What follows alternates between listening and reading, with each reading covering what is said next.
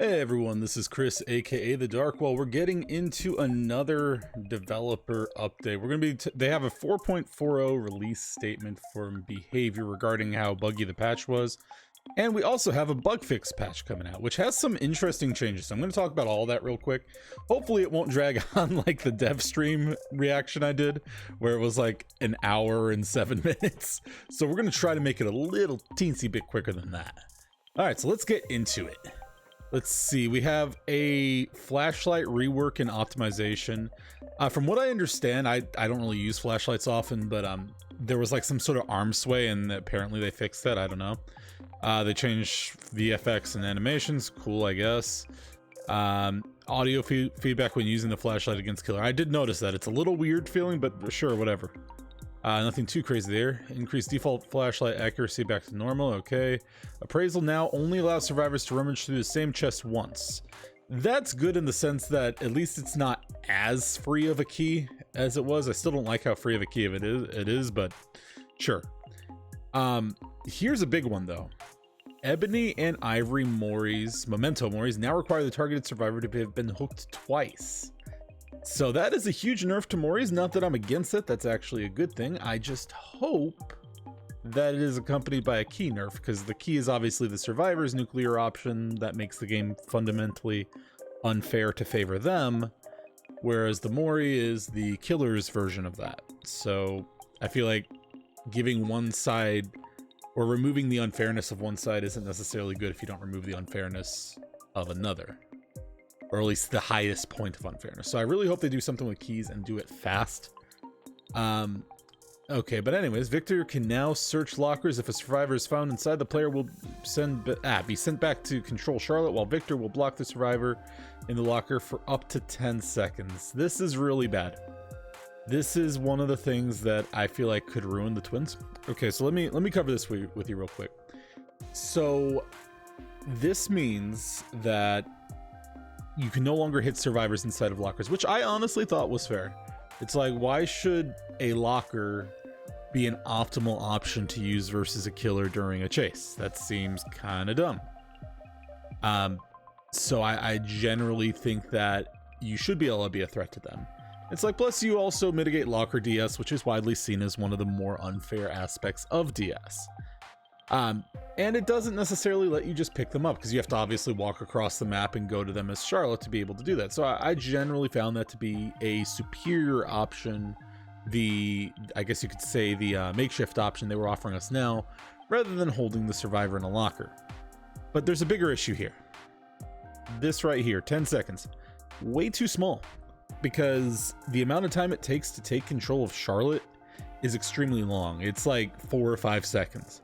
So this means that in actuality, in terms of moving towards the survivor, you have about 5 seconds to get to that locker.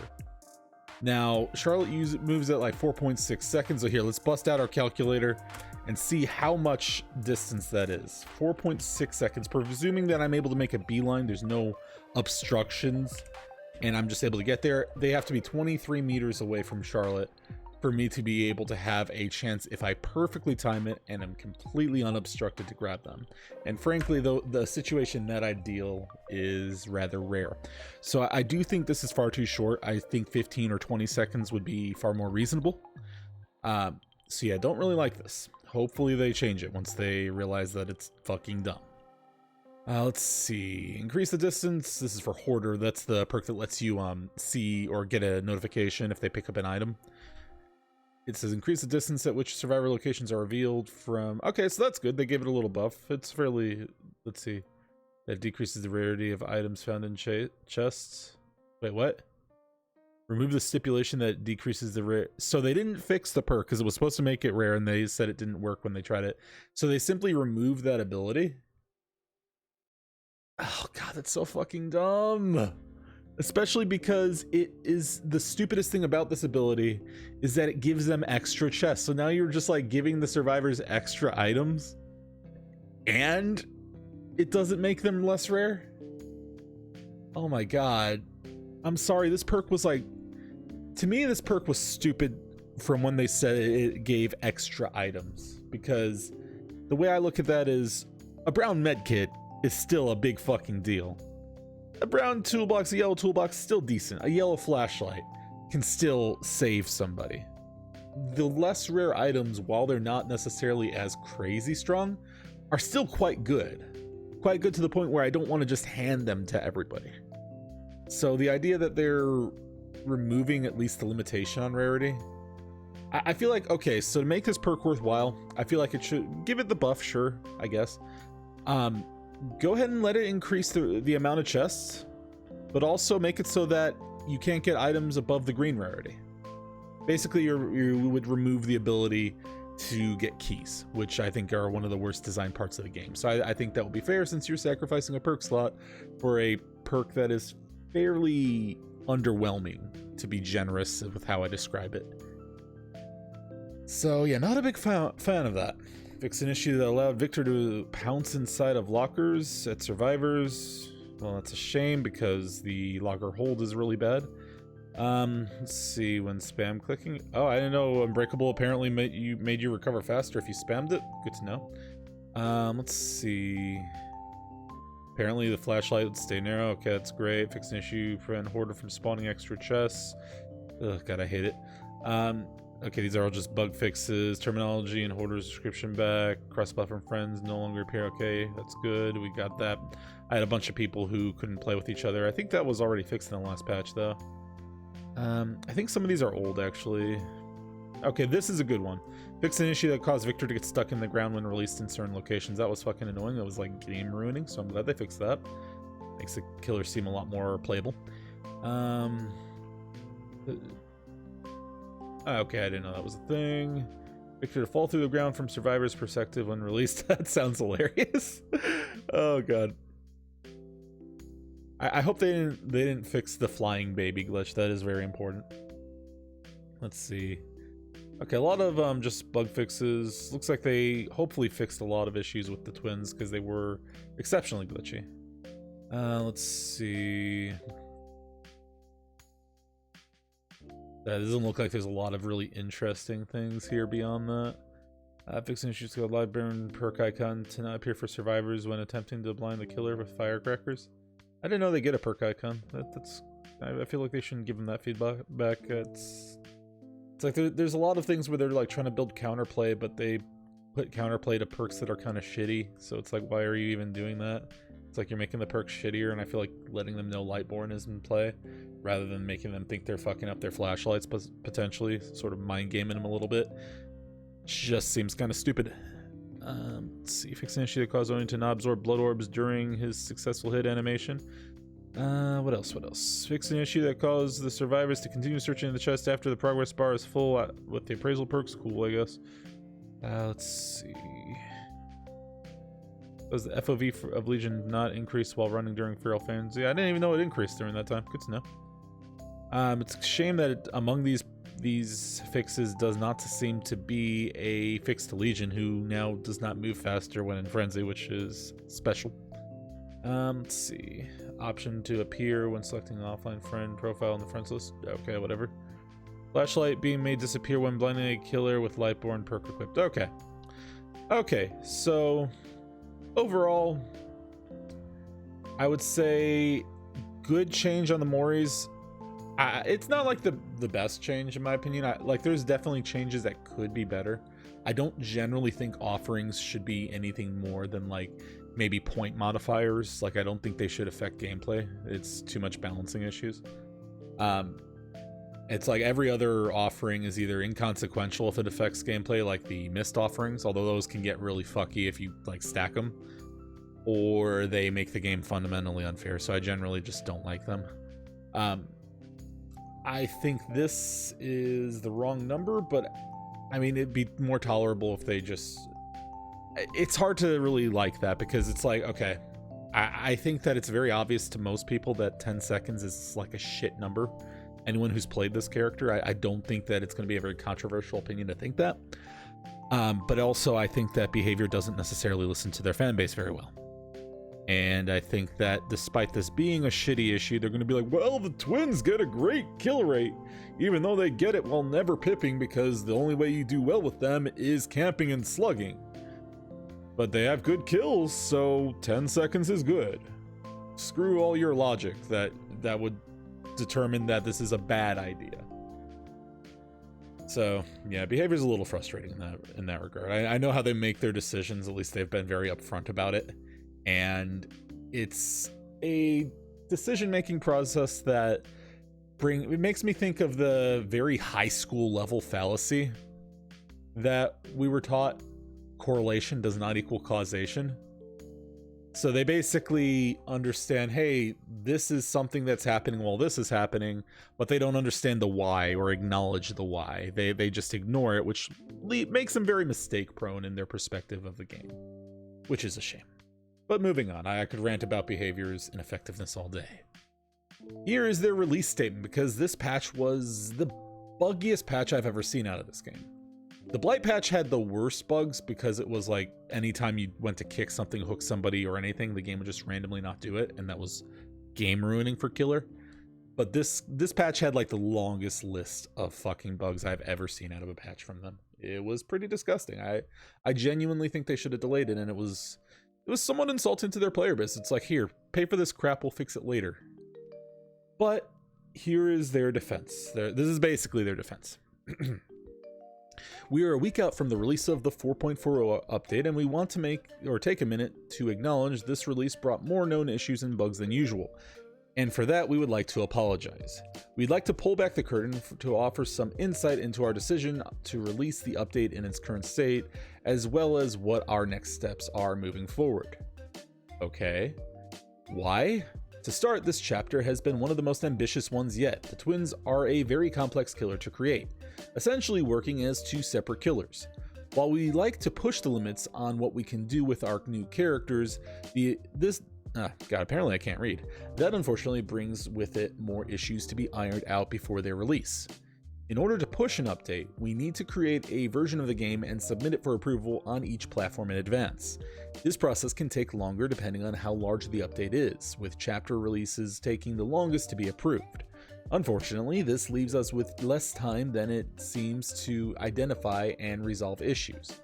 Okay, so they're basically saying the PTB timeframe, it's not as generous as we might think, because the approval time for the patch cuts into the time they have to make adjustments, that's fair. I don't have any problem with that. I definitely see that as a plausible explanation of why they may not have as much time to make adjustments when they're operating within that framework. But I'm gonna go through their statement first before I commentate too much. Between the player test build and live releases, we typically have about 5 days for identifying issues, making changes, and finally finding and implementing fixes before we need to submit a version. Starting the PTB is not ideal since... Starting the PTB earlier is not ideal since the weeks leading up to the PTB are spent fine-tuning and bug fixing bugs. So an earlier version would not be suitable for testing.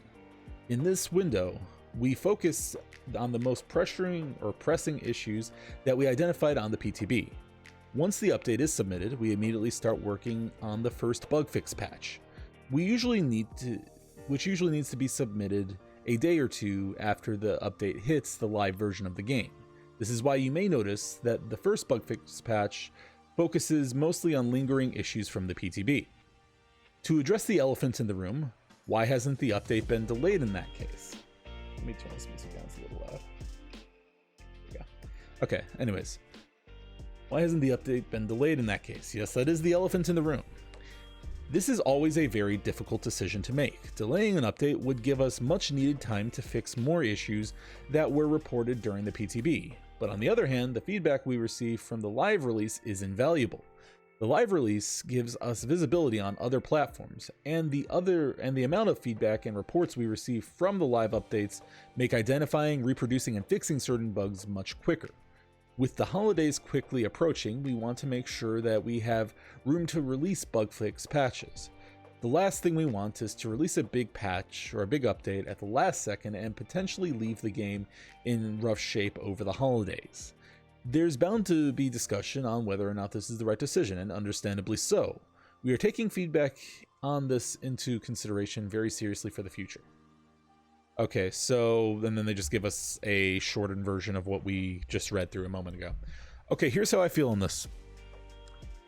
If this was a one-time issue, if it wasn't for the fact that Blight, the last killer they released, was also a horrible disaster with a game-breaking bug that should have been caught prior to release and had no such excuse of, oh, we're all going on vacation, we don't want to fucking ruin the game before we go on vacation, I'd be like, you know what, behavior, fine.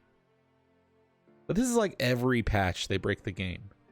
Hell, Oni, the character who is specialized in slugging, alongside him came out a patch that made it so survivors don't make sound when they're slugged. And they still have that bug in there. It's not as common, but it's still very much there. So I think that this, accepting that their whole reason was like, oh, we don't want to go on vacation. It's like, well, what was your reason all the other patches where this happened? Because it's every single patch. And like that last patch, the Blight patch, like I mentioned before, it was less long of a list, but the issue was game breaking. I stopped playing the game, and I'm pretty sure many people did during that time. I just AFK'd my way to finishing the Rift because I had already bought the Rift Pass, and I'm like, I'm not going to waste my time playing this broken piece of shit game. So what is their excuse there? Because it was something that was happening every match. It was blatantly obvious that it was an issue. I struggle to believe they did not know that that bug was an issue, and they launched it anyways.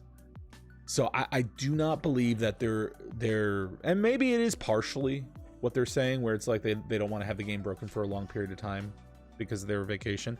But I do not believe, if let's say that it wasn't customary to have a December time vacation period for your company, I do not believe that they would have delayed it at all. I struggle to believe that, because they have never done so in the past. So no, I don't think that's the case, but you know what? Good, because this got them a lot of backlash. I think that this was one of the more obnoxious patches for all sides, and it had so many wrong issues in it that I think that if there was anything that could get the player base to say, hey, behavior, get your bullshit together and learn how to do your job right, this would be it. So if there was ever a time that behavior was going to listen to us, it would probably be now. So hopefully, regardless of their motivation, because I mean, I think it's fair to say that the real reason is behavior is a business and they want the revenue from 4 patches released every year. So they don't want to delay it, which is fine. They need to make their money. Good for them. Just don't fuck up constantly. So regardless, hopefully this is something that gets through to them. They say they're going to take it into consideration. Whether or not that's true, I'm not holding my breath, but hopefully it is. Yeah, that's just my general take on it. If it was just this once, I think that the community has been very forgiving to them a lot of the time. And I have no doubt that if this was not the norm for them to break the game every time they release live content, because they don't take long enough, that everyone would be like, fine, whatever, it happens. But given that it's every single damn patch that they put out, that they ruin the game and make it unplayable for weeks at a time, in the middle of them selling everyone a battle pass that requires a decent amount of time investment, so they like either force you into AFK like I'm doing, they force you into playing a horrible fucked up version of the game, or they make it so you don't complete the pass, which you may have bought. It makes it so that we have to tolerate their issues more so. So yeah, I don't accept this reasoning. I just hope they'll do better in the future. Anyways, guys, that is about it for this review of the behavior news, I guess. I appreciate you guys watching.